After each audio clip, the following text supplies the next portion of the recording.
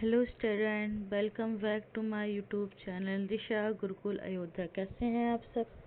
आशा करती हूँ कि आप लोग बहुत ही ज़्यादा अच्छे होंगे और पढ़ाई पर ज़्यादा ध्यान दे रहे होंगे, क्योंकि हमारे एग्ज़ाम्स बहुत ही पास आ रहे हैं। तो दोस्तों, हम लोगों की जो सीरीज चल रही थी 2012 का सेट 2 था।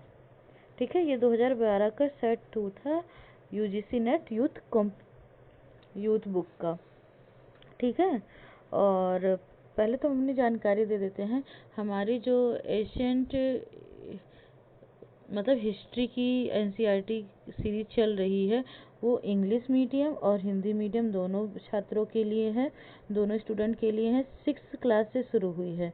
ठीक है दोस्तों, 6 क्लास से शुरू हुई है, जिसमें से हिंदी माध्यम में 1 2 3 4 चैप्टर कंप्लीट हो गए हैं और इंग्लिश माध्यम में भी चैप्टर्स कंप्लीट कराए जा चुके हैं। फर्स्ट चैप्टर कंप्लीट हो चुका है, सेकंड चैप्टर चल रहा है, जो पार्ट वाइज में चल रहा है। ठीक है, और पॉलिटी की भी सीरीज चलाई जा रही है। ठीक है दोस्तों, क्लास 6 क्लास की पॉलिटी की भी सीरीज चल रही है 6 क्लास की। आप लोग जाकर देख सकते हैं, उसमें भी पार्ट वाइज सीरीज चल रही है। चैप्टर 1 कंप्लीट कराया जा चुका है। ओके फ्रेंड्स, ये रही हमारे चैनल की कुछ अपडेट, आप लोग देख सकते हैं, सुन सकते हैं, और आप लोग हमारे टेलीग्राम चैनल ज्वाइन कर सकते हैं, जिसका चैनल लिंक आपको कमेंट में पिन मिलेगा। ठीक है दोस्तों, तो चलिए हम लोग शुरू करते हैं। हम लोग पढ़ रहे थे 2012 की टेस्ट सीरीज। ठीक है दोस्तों, तो जिसमें ये था, आज है 40 नंबर 1 क्वेश्चन। ये है हमारा पार्ट 5 है। ठीक है दोस्तों, चलिए शुरू करते हैं पार्ट 5 का 40 नंबर 1 क्वेश्चन। निम्नलिखित में से कौन सा केंद्र भारत में डच वाणिज्य केंद्र नहीं है? Option A Masulipatnam, option B Karikal, option C Hooghly, option D Balasore. मतलब डच का पूछा गया, डच, तो डच में हुगली नहीं है। ठीक है, तो इसका ऑप्शन नंबर रहेगा सी, हुगली नहीं है।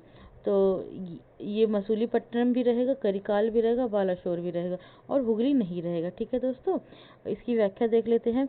भारत में डचों का वाणिज्यिक केंद्र मुख्यतः मसूलीपट्टनम, करिकाल, बालासोर में था, किंतु हुगली डचों का वाणिज्यिक केंद्र नहीं था। उल्लेखनीय है कि डचों ने 1602 में कई कंपनियों का विलय करके United East India Company of Netherland के नाम से एक विशाल व्यापारिक संस्था की स्थापना की। हुगली मुख्यतः अंग्रेजी के नियंत्रण में था।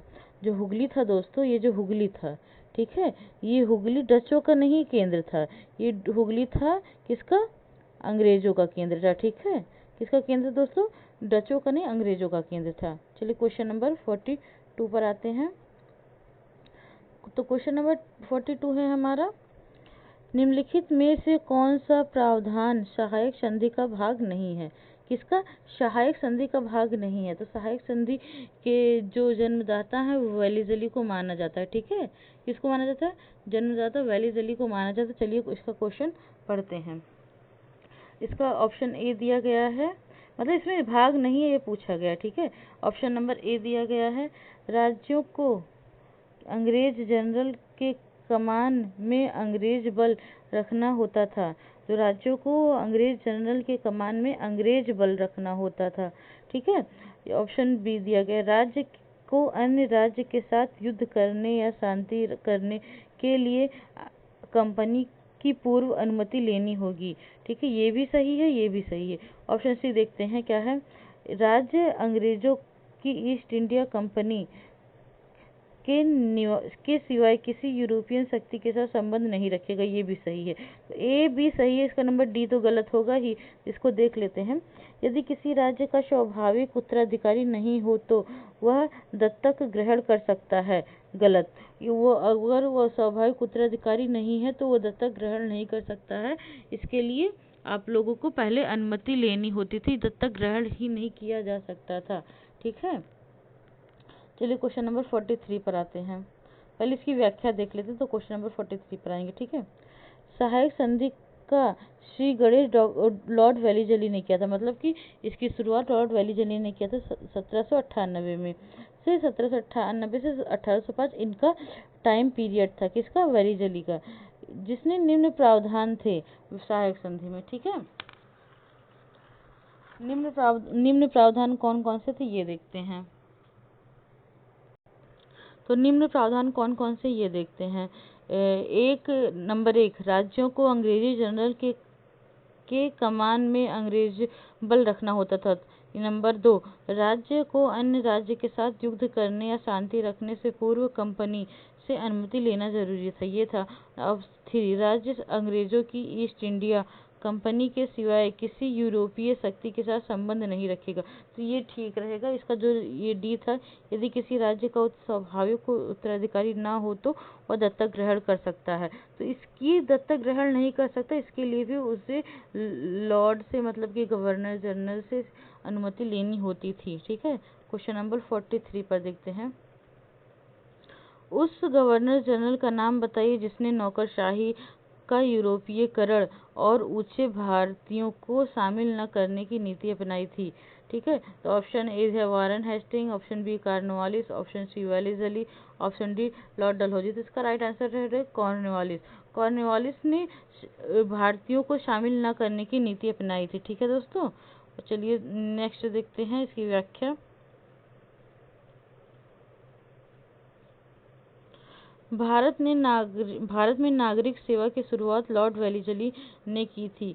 उसने नौकरशाही का यूरोपीयकरण करके उच्च पदों पर भारतीयों को शामिल न करने की नीति अपनाई थी। किसने, कॉर्नवालिस ने यह नीति अपनाई थी। ठीक है दोस्तों, ये आपका राइट आंसर कॉर्नवालिस रहेगा।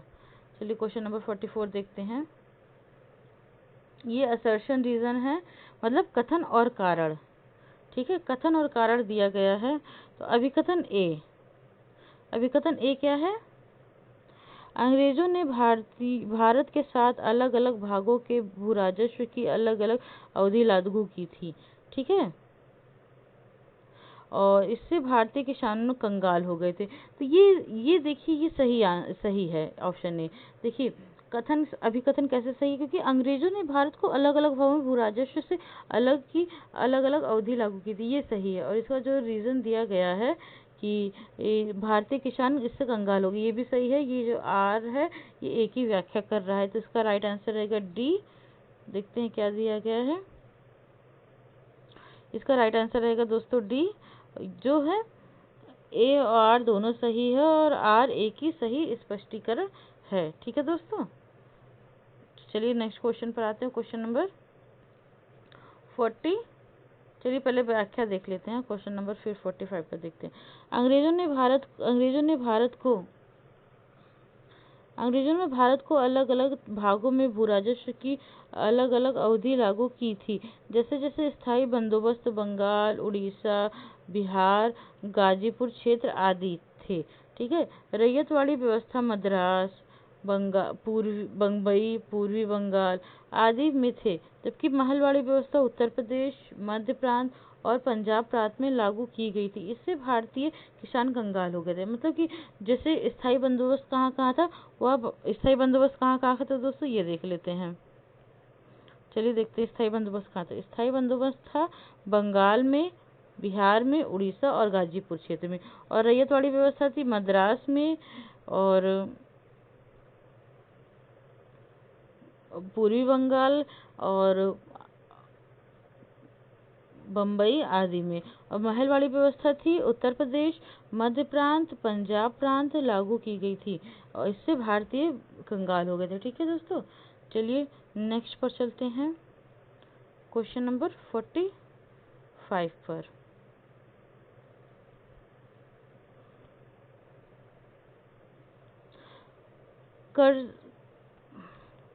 कर्जन किशनर वर्ष ने 1904-5 का विवाद निम्नलिखित में से किससे संबंधित है। कर्जन किचनर का वर्ष 1904-5 का विवाद किससे सम्मिलित है। तो ऑप्शन ए दिया गया है बंगाल का विभाजन, ऑप्शन बी दिया गया है वायसराय की परिषद सैनिक सदस्य का पद समाप्त करना, ऑप्शन सी दिया गया है पुलिस बल की सीधी भर्ती, ऑप्शन डी दिया गया है कलकत्ता विश्वविद्यालय की स्वायत्तता। तो इसका ऑप्शन नंबर जो है बी सही रहेगा।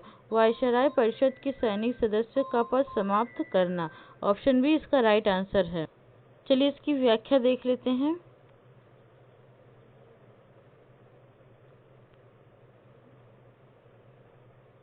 कर्जन किशनर का वर्ष 1904-5 का विवाद वायसराय की परिषद में सैनिक सदस्य का पद समाप्त करने को लेकर था। उल्लेखनीय है कि लॉर्ड कर्जन साम्राज्यवादी सोच का था, जिसने 1905 में बंगाल विभाजन रद्द कर दिया था। वो कौन था? वो लॉर्ड कर्जन जो था वो साम्राज्यवादी सोच का था, जिसने 1905 में बंगाल विभाजन रद्द कर दिया था। किसने रद्द किया था? लॉर्ड कर्जन ने। चलिए नेक्स्ट क्वेश्चन 46 पर देखते हैं।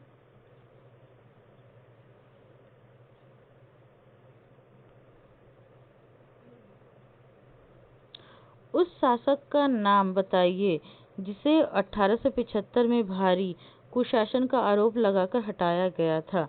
किससे? उस शासक का नाम जिसे 1875 में भारी कुशासन का आरोप लगाकर हटाया गया था।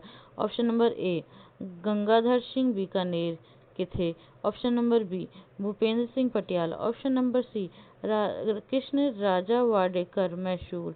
Option number D Malhar Rao Holkar. इसका राइट आंसर है मल्हार राव होलकर बड़ौदा। तो ये जो है इनको 1875 में, किसमें? 1875 में, ठीक है, 1875 में भारी कुशासन का आरोप लगाकर इन्हें हटाया गया था। चलिए देख लेते हैं इनका एक्सप्लेनेशन।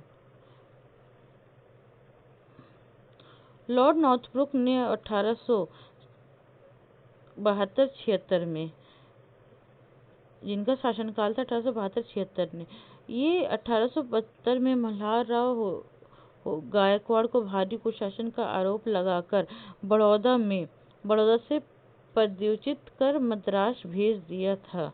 ठीक है। विदित है कि इसी के शासनकाल में 1872 में नेटिव मैरिज एक्ट पारित हुआ था। किसके? नॉर्थब्रुक के शासनकाल में नेटिव मैरिज एक्ट पारित हुआ था, जिससे अंतरजातीय विवाह को मान्यता मिल गई थी। किसके शासनकाल में? नॉर्थब्रुक के शासनकाल में। ठीक है दोस्तों, नॉर्थब्रुक के शासनकाल में। चलिए नेक्स्ट क्वेश्चन देखते हैं। Question number 47।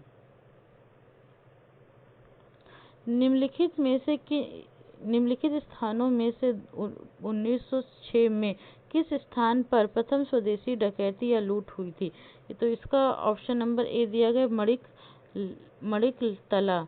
Option number B Rangapur. Option number C Muzaffarpur. Option number D Madinapur. तो इसका राइट आंसर रहेगा ऑप्शन नंबर बी रंगापुर। ठीक है, इसकी व्याख्या देख लीजिए। इसका ऑप्शन नंबर बी सही है। व्याख्या देखते हैं। वर्ष 1906 में प्रथम स्वदेशी डकैती या लूट रंगापुर नामक स्थान पर हुई थी, जबकि काकोरी लूट 9 अगस्त 1925 को लखनऊ के निकट काकोरी नामक स्टेशन पर सरकारी खजाना लूटा गया था। मतलब कि ये जो 1906 में प्रथम स्वदेशी डकैती लूट रंगापुर नामक स्थान पर हुई थी। ठीक है, स्वदेशी लूट, जबकि काकोरी लूट 9 अगस्त 1925 में लखनऊ के निकट काकोरी स्टेशन सरकारी खजाना पर लूटा गया था। ठीक है दोस्तों, विदित है कि चटगांव आमरी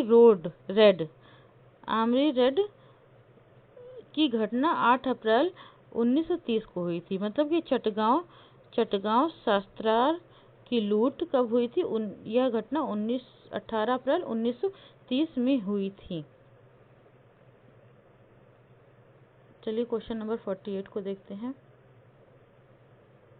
इसमें सूची 1 को सूची 2 से मिलाना है। ठीक है, तो आधा इधर दिया गया है, आधा उधर दिया गया है। चलिए इसी में ही देखते हैं हम लोग।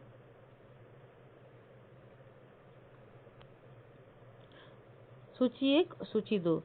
कृषि पंजाब भूमि एलिनिएशन अधिनियम, केंद्रीय प्रांत भूमि एलिनिएशन अधिनियम और उत्तरी पश्चिमी प्रांतीय भूमि एनिलिएशन अधिनियम, दक्कन कृषि राहत अधिनियम। तो इधर दिया गया 1900, 1879, 1904 और 1916। ठीक है, तो इसका ऑप्शन नंबर चलिए देख लेते हैं।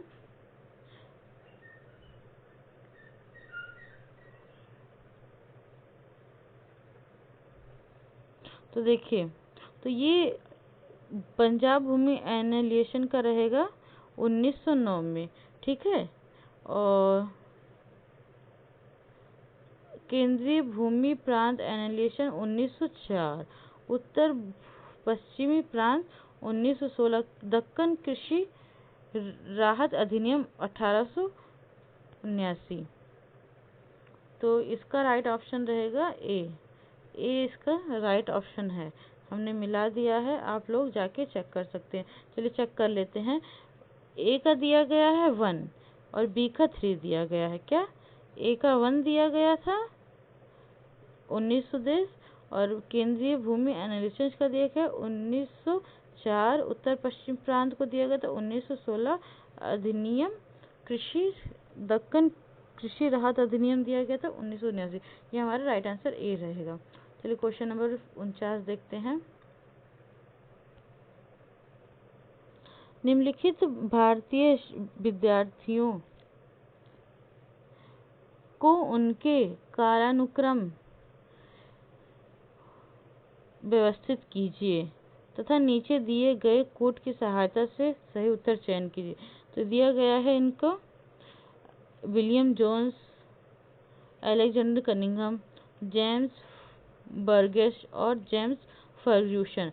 तो सबसे पहले कौन आ जाएगा? विलियम जोन्स आ जाएंगे। ठीक है, फिर पहले नंबर विलियम जोन्स आएंगे, फिर उसके बाद जेम्स फर्ग्यूसन आएंगे, फिर उसके बाद आएंगे ये जेम्स बर्गस, उसके बाद आएंगे जेम्स बर्गस आएंगे, सबसे लास्ट में अलेक्जेंडर कनिंघम आएंगे।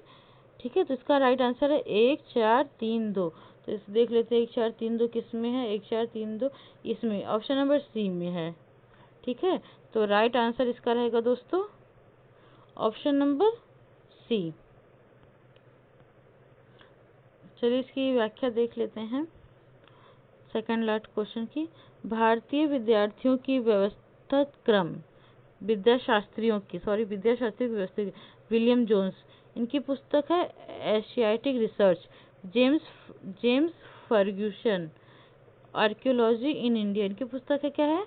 Archaeology in India. उसके बाद देखते हैं James Burgess, Indian antiquary and और अलेक्जेंडर कनिंघम की पुस्तक क्या है? अलेक्जेंडर कनिंघम की पुस्तक the stupa of Bharhut, Alexander Cunningham की पुस्तक stupa of Bharhut. James Fergusson की पुस्तक है इंडियन एंटीक्वेरी और जेम्स फर्ग्यूसन की पुस्तक क्या है? Indian archaeology. जेम्स बर्गिस की इंडियन एक्टिविटी और जेम्स विलियम जोन्स की एशियाटिक रिसर्च। चलिए लास्ट क्वेश्चन देख लेते हैं। इसको भी सूची 1 से सूची 2 से मिलाना है। ठीक है, सूची 1 से सूची 2 से मिलाना है। William Jones, James Fergusson, Alexander Cunningham, James Burgess, ये तो अभी हम लोगों ने पढ़ा था। तो विलियम जोन्स की पुस्तक है दोस्तों, विलियम जोन्स की पुस्तक है एशियाटिक रिसर्च और अलेक्जेंडर की पुस्तक है दोस्तों भरूत ऑफ स्तूप, और ये अलेक्जेंडर कनिंघम की पुस्तक हो गई। और जेम्स फर्गूसन की पुस्तक है आर्कियोलॉजी इन इंडिया और जेम्स बर्गस की पुस्तक है इंडियन एंटीक्वेरी। तो देख लेते हैं बी का 1, तो बी का 1 इधर दिया गया है दोस्तों, तो इसी से राइट आंसर ए हो गया, क्योंकि एक मिलाने से हम लोगों का मिल गया है। तो ए का 3, बी का 4, सी का 2, ये हमारा ए इधर राइट आंसर है। तो ये देखिए दोस्तों, आज हमारा लास्ट क्वेश्चन समाप्त होता है। 10 क्वेश्चन की सीरीज आज समाप्त होती है। मिलते हैं कल 51 क्वेश्चन से 60 क्वेश्चन तक देखेंगे। तब तक हमारे चैनल को लाइक करिए, हमारे चैनल को सब्सक्राइब करिए, वीडियो को लाइक करिए और कमेंट में दोस्तों कमेंट में हमारे चैनल का कमेंट बॉक्स में हमारे टेलीग्राम चैनल का लिंक दिया गया है। आप लोग जाके उसमें हमारे टेलीग्राम चैनल को ज्वाइन कर सकते हैं और कमेंट में कुछ भी पूछ सकते हैं। चलिए मिलते हैं नेक्स्ट वीडियो में, तब तक के लिए बाय बाय।